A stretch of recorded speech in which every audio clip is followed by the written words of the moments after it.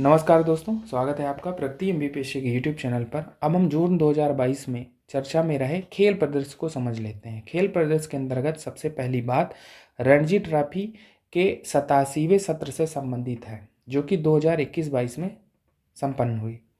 अब पूछा जा सकता है हमारे एग्जाम में कि रणजी ट्रॉफी का संबंध किस खेल से है, तो ये इसका संबंध क्रिकेट से है। फिर रणजी ट्रॉफी 2021-22 के 87वें सत्र का विजेता कौन रहा, तो एमपीपीएससी के लिए महत्वपूर्ण है ये जानकारी, क्योंकि इसका विजेता पहली बार मध्य प्रदेश बना है और मध्य प्रदेश ने 41 बार के विजेता मुंबई को 6 विकेट से हराकर पहली बार ये सीरीज या टूर्नामेंट जीता है। तो ध्यान रखना है रणजी ट्रॉफी के विजेता के बारे में। अब रणजी ट्रॉफी के बारे में कुछ मूलभूत बातें जान लेते हैं। जैसा कि हमने बताया कि रणजी ट्रॉफी का संबंध क्रिकेट खेल से है और ये भारत में प्रथम श्रेणी क्रिकेट की एक राष्ट्रीय प्रतियोगिता है, ये ध्यान रखना है। अब इसका फाइनल मैच कहाँ खेला गया, अगर हम इसके फाइनल मैच की बात करें तो फाइनल मैच 22 से 26 जून 2022 को एम चिन्ना स्वामी स्टेडियम बेंगलुरु में खेला गया।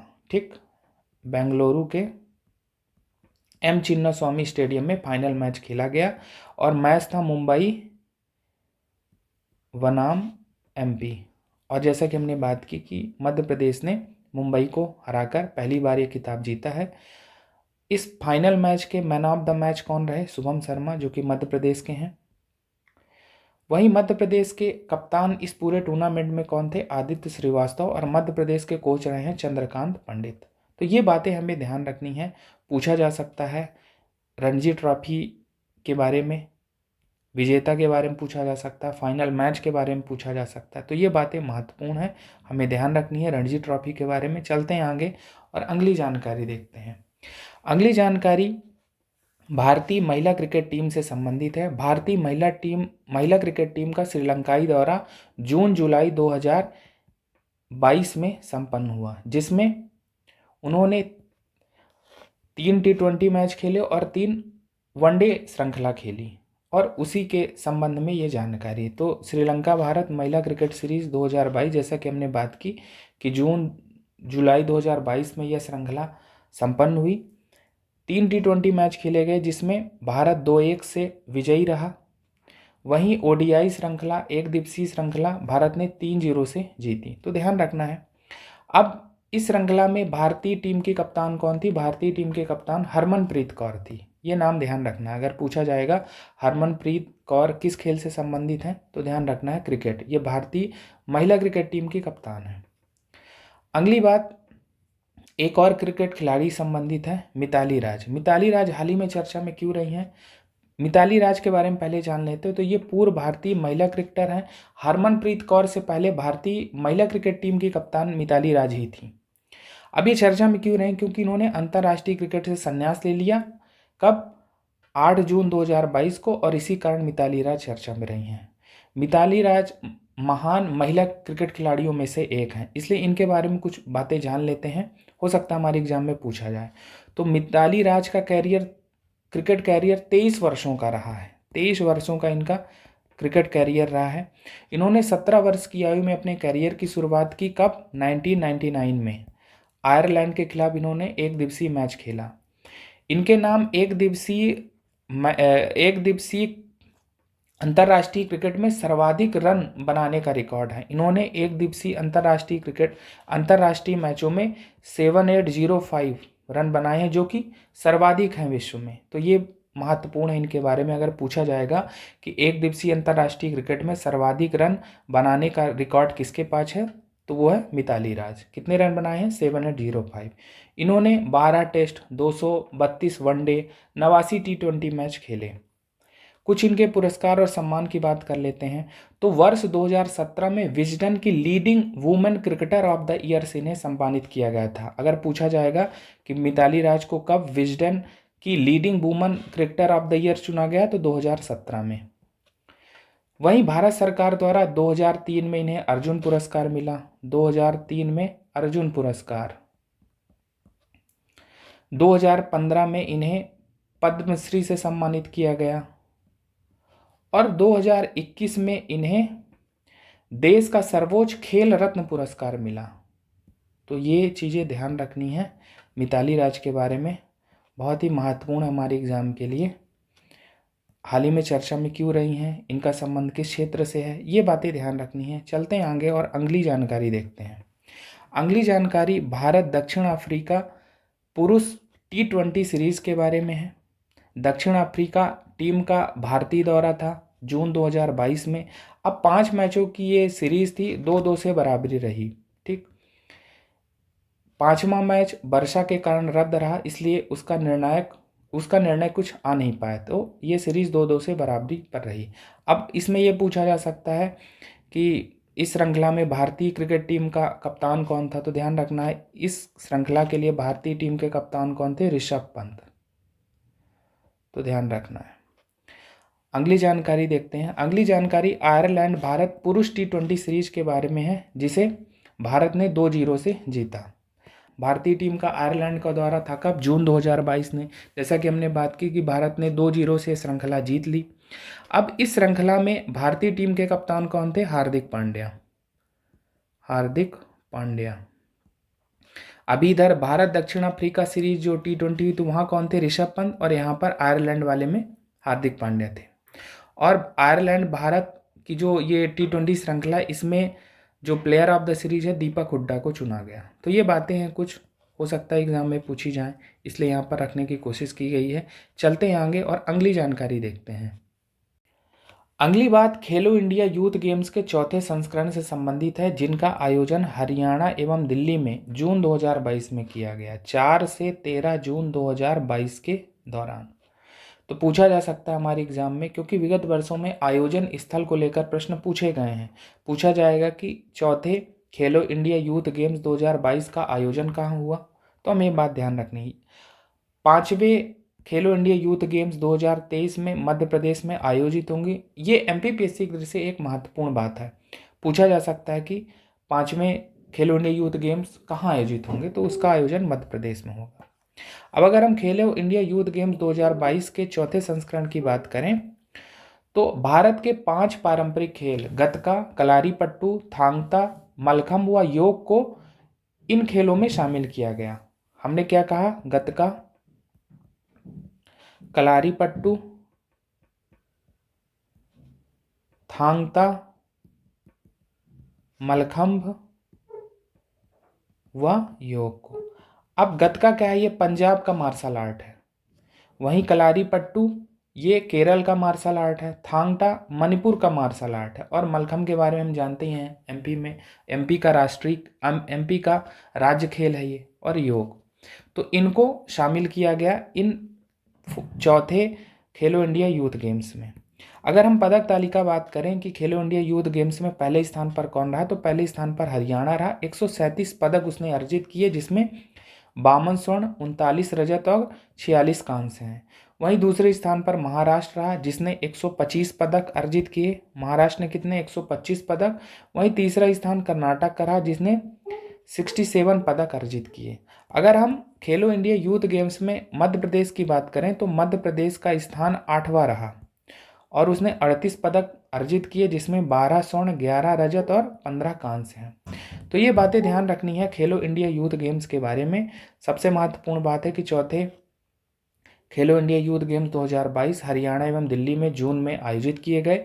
पदक तालिका में पहला स्थान हरियाणा का रहा, मध्य प्रदेश का 8वां स्थान रहा 38 पदकों के साथ। वहीं अगली बात जो सबसे महत्वपूर्ण है कि 5वें खेलो इंडिया यूथ गेम्स का आयोजन मध्य प्रदेश में होगा। ये बातें ध्यान रखनी है। चलते हैं आगे।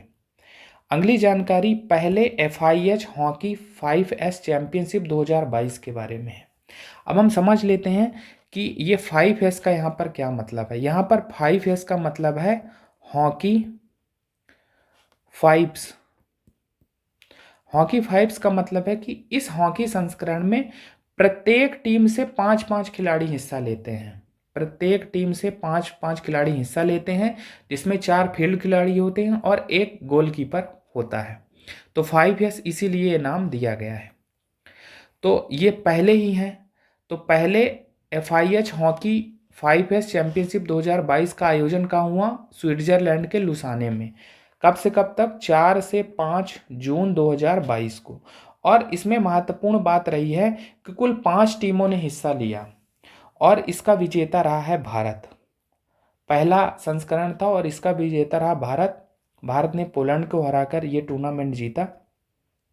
अन्य 5, हमने कहा कि इसमें 5 टीमें थी, तो 5 टीमों में भारत पहला, दूसरा पोलैंड और तीसरा पाकिस्तान, चौथा स्विट्जरलैंड और पांचवा मलेशिया था। तो ये ध्यान रखना, अगर पूछा जाएगा 5S चैंपियनशिप के बारे में तो इसका विजेता भारत रहा है। इसका आयोजन कहाँ हुआ, तो इसका आयोजन स्विट्जरलैंड के लुसाने में हुआ जून 2022 में।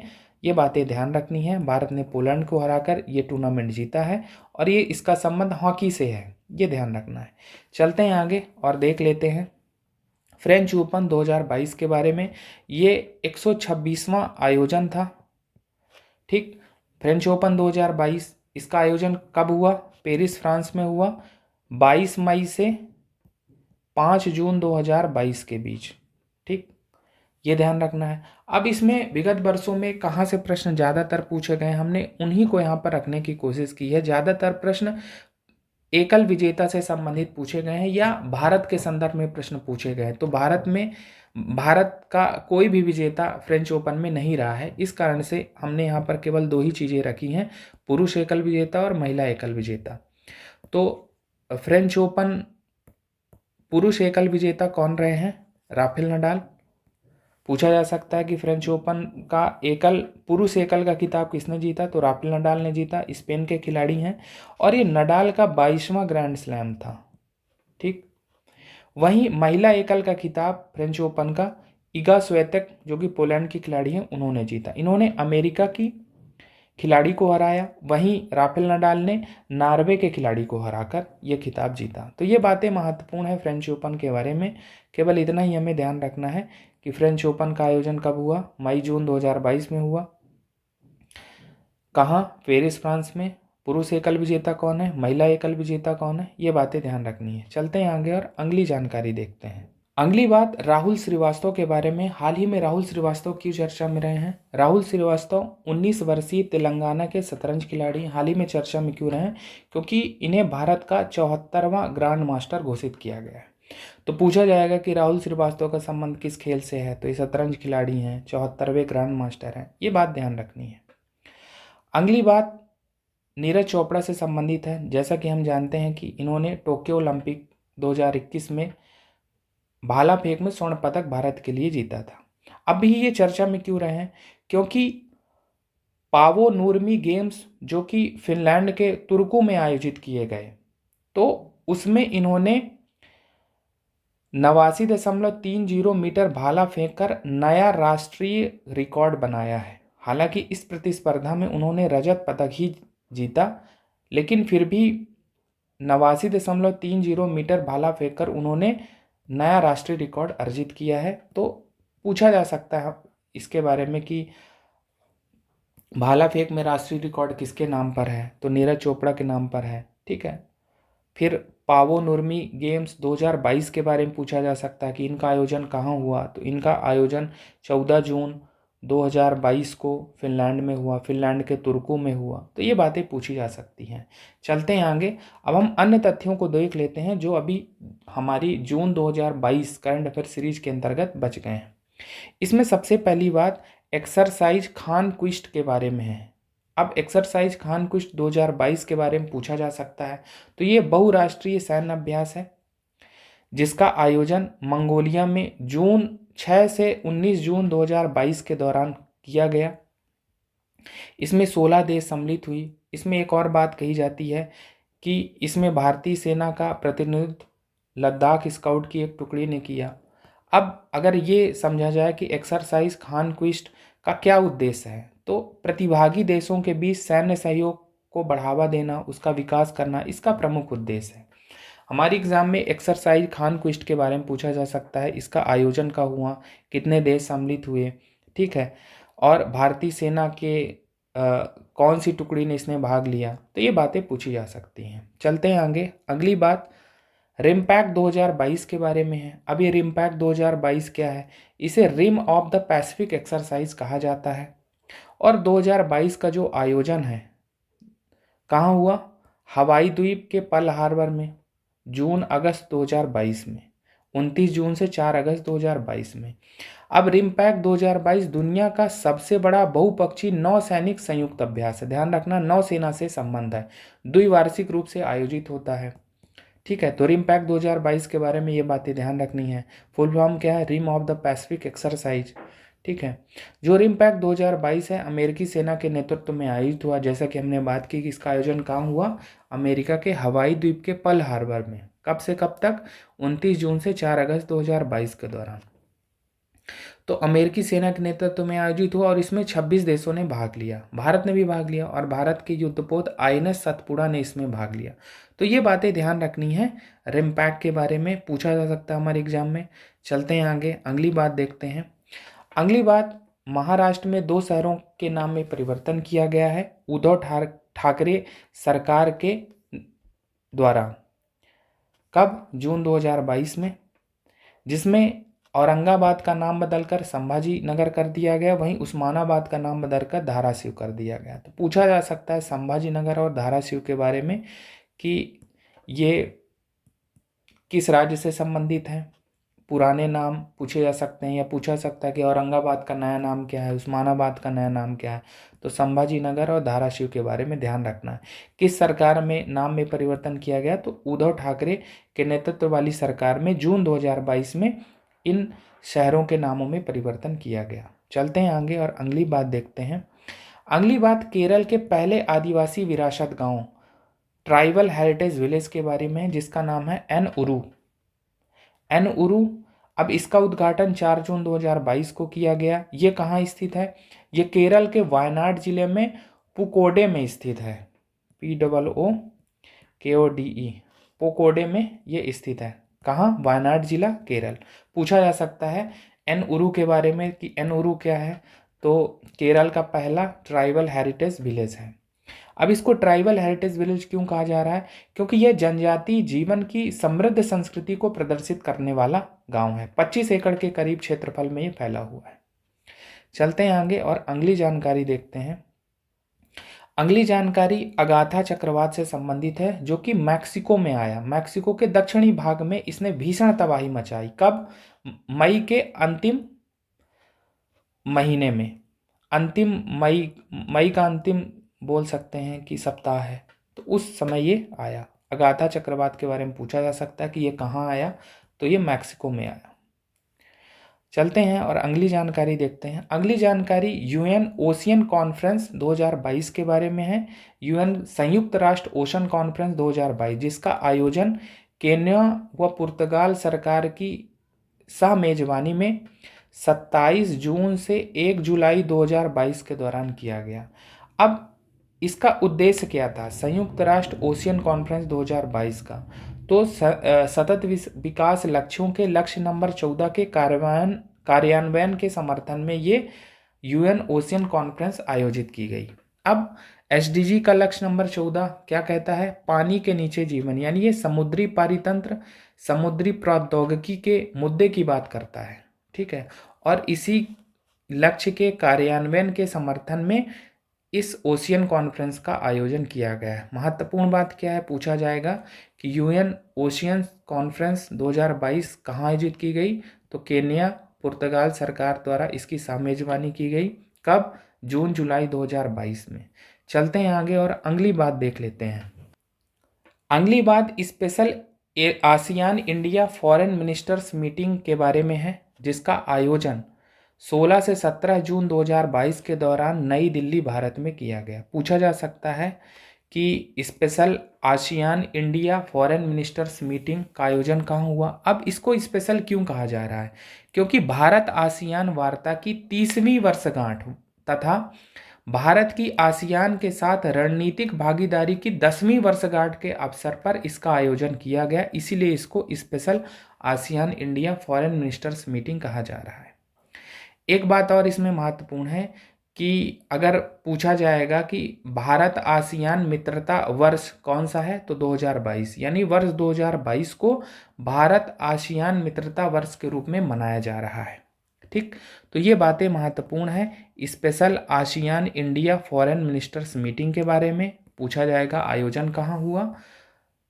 भारत आसियान मित्रता वर्ष के रूप में पूछा जा सकता है कि किस वर्ष को भारत आसियान मित्रता वर्ष के रूप में मनाया जा रहा है। तो ये बातें महत्वपूर्ण हैं। चलते हैं और आज की अंतिम बात देख लेते हैं। अंतिम बात भगवान बुद्ध से संबंधित है। हाल ही में भारत से भगवान बुद्ध के 4 पवित्र प्राचीन अवशेषों का मंगोलिया में प्रदर्शन किया गया। अब इसके पीछे की थोड़ी सी कहानी समझते हैं।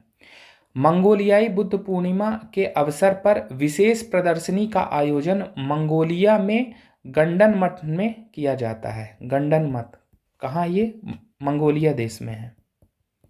हमने क्या कहा कि मंगोलियाई बुद्ध पूर्णिमा के अवसर पर 11 दिन की विशेष प्रदर्शनी का आयोजन होता है मंगोलिया में गंडन मठ में।